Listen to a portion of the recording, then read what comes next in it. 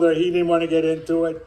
They like desk jobs and that, so I call them pencil pushers. So any further ado, I'm gonna get started here since she's been cooperating. Now this is a 4-year-old that we're shearing. This is a polypay texel cross. It's a polypay ewe, and we use texel rams for our breeding purposes.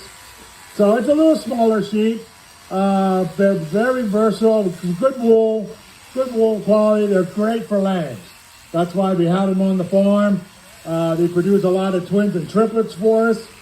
And that's our money maker. The wool industry, it's really bad right now. Ever since COVID, it really dropped off the earth. And we are building it back up, but it's not where it should be. So lamb is our biggest income right now.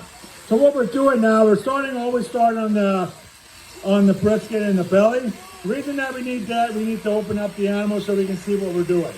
Contour is very important to us when it comes to shearing. That's the first thing you're going to learn when you become an apprentice of shearing. It's the contour of the animal. So now he has it open up. Now you can start seeing what the animal is shaped as. So we're going to start on the upper part of the leg, the upper leg. And he's going to work himself down. Again, you can notice he's doing a lot of stretching. Which is now we need to stretch. They're very fair skin animals. They can be cut very easy if you don't know what you're doing. So we need to see, if we see any wrinkles in that, we need to taut the skin. Naturally, we don't want to cut the animal while we're doing our job professionally. The other thing too, we want to get as much wool off the animal, because this is only done once a year. We shear once, and they only have one time to sell their wool. So this is only a once a year deal. Now you can see he has the leg up. He really taught that hind a quarter. That skin is so nice and tight, there's no chance of cutting the animal with the skin nice and tight that we can stay, our comb can stay right against the skin. Now we're almost done with the bottom half here. He's going to start on the top. He's going to bring the animal up. He's going to use his knee and the bottom of his leg here to lift the animal up. So we can control that and push the animal out so we can stretch that skin out. Now here this is a little tedious for young shearers because this is the only blind spot a young shearer will have. So it just takes a lot of practice and confidence to do this, to be comfortable with it. But we're kind of blind, but this will be the only break in the fleece. The fleece gets broken in the neck. The reason that it has to do is fleece has to come off in one piece to get sold and graded. Graded is very important where it's the way it's going to get processed. It's the grade. So your final grades will be a different process than this grade, which is a medium grade fleece, which we have a lot of this in Pennsylvania. I would say 75% of their sheep have medium grade fleeces. That's how versatile we are here in Pennsylvania with our medium grade fleece, but it has many places to use it for. Now you can see there's a few wrinkles where his hand was, so he pulled that skin up so he can get that skin nice and taut. If he wouldn't have done that, he would have cut the animal right then and there because of the wrinkles. Now he's almost done with this side. There's just a few strokes here, and he'll be using his other hand. Now we just developed this system. This is the way my great-grandfather hand sheared his sheep. He liked to have his sheep in one position. The reason for that is that we have total control of the animal when we're doing it. She's in one position, so we have total control on what she's going to do. The other thing too, we can use our legs a lot more often in doing this way than in the Australian way. The Australian way, they're bending over more, those shears, so they're putting more stress on their back. We're using our legs. They're the strongest muscles in our body. We want to use them as shears. So we just developed this way. It works for us. A few other of my fellow shearers use this method, but I would say 80% of the shearers in the world will shear all right-handed. It's faster. It's a faster method, but we like to see our sheep looking a lot better and we're a lot more comfortable body-wise. We have less injuries doing it this way also. Now you see a yellowish tint to this fleece. The yellowish tint you see is an oil that sheep produce, and it's what we call lanolin. This is where lanolin comes from. If you have it in your product, hand cream, soaps, or whatever, this is where it comes from. When they process the wool at the mill, they will get the lanolin out first. So what they'll do, they'll put it in the vat, very hot water, 230 degrees of hot. That will liquefy the oil in the fleece. That'll float, and that goes in your hand creams and soaps. So that's how that process is to get the lanolin out of the fleece. So that's the first process that needs to be done when it goes to the mill. For us, we just have to shear a few of these sheep, and I guarantee you we have the softest hands here. Our wives get upset a lot because we have softer hands than they do. Because the lanolin's just great for dryness. Now what we're doing now, we have a little bit of tail. It was when she was younger. We must have missed it somehow, and so she has a little bit of a tail, which she's just cleaning the tail up. But most of the time, we will dock our animals, just because sanitation is better for lambing and all that. So for some reason, this one was missed somewhere along the line. So, but she's doing fine. She's a good producing ewe. And it's a little bit too late to get the tail off now, so we'll just leave the tail on it. Now here in Penn, now we're going to show you the rest of the sheep we're going to do by hand. This is the way my great-grandfather finished his sheep. He liked to have the sheep laying down. Again, she's in a more natural state, so she's a lot more comfortable being handled, and it gives our body a rest in between shearing. A good day for my great-grandfather, he could do 20 a day by hand. That was a good day. That was a long day for him, doing 20 a day. With the equipment that we had years ago, not anymore. I'm a little bit injured right now. I'm actually getting a new knee next month. My knee's killing me this year, so I haven't been that efficient this year with shearing. So hopefully with the new knee, I'll be a lot better shearer than this year. So he definitely picked up the slack this year for me, so I really appreciate that, what he did for me this year while I'm going through my injury. Anyway, between the two of us, when when I was in my prime, we could do 20 an hour. So that's how more efficient we are shearing sheep than we are shearing it by hand. Now here in Pennsylvania, while he's doing the hand shearing for you, we have approximately 110,000 sheep in the state of Pennsylvania.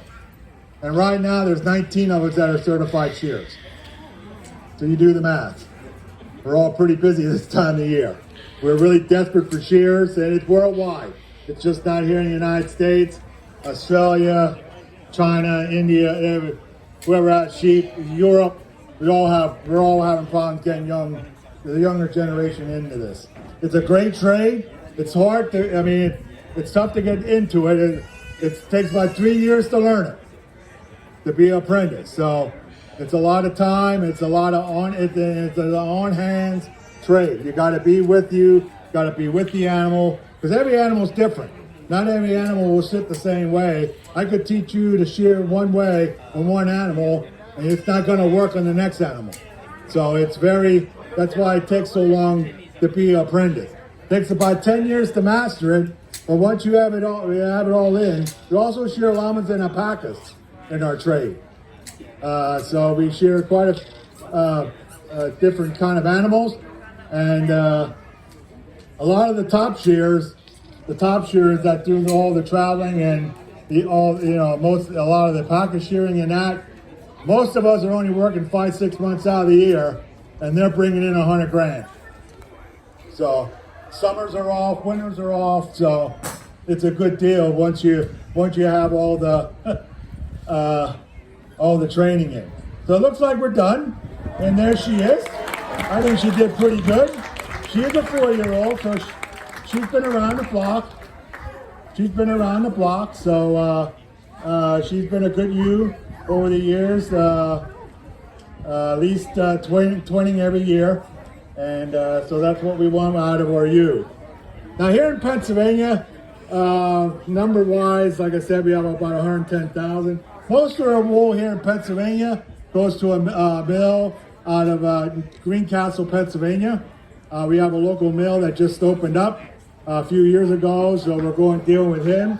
And he does a lot of moving around with wool with our wool buyer, Greenwald out of Illinois. And a lot of our wool here in Pennsylvania is a medium grade fleece, but has many usages. Two of the main manufacturers that use a lot of our wool is Burlington. Burlington still uses a lot of wool in their rug making. Okay, and then this thing, Spalding, if you open this up and unwind it, there's 212 yards of spun fiber in every baseball made. So we play a big part in making it a baseball before the core's on. So we play a big part. We're finding new technologies because the wool industry is so bad. We actually have a mill which is really exciting. They're out of Texas and South Carolina. We've been in the green home industry for a couple years now, experimenting this product. It's really been a fine product. We're actually making wool in the bats, and it's what's going in your walls for insulation. Wool is a better insulator than fiberglass. It doesn't burn. It doesn't attract bugs. And actually, right now, on the market right now, Lowe's is carrying it. So if you want wool to insulate your houses, go to Lowe's. They're carrying it right now. It's called Woolton, but it's 100% wool. So it's a great thing that's coming along. But we are trying different things. ASI, and hopefully we can get the wool industry back to where it was before COVID. So, is there any other questions I can answer? I can. Yes, ma'am. Yes, they are acceptable to sunburn just like we are.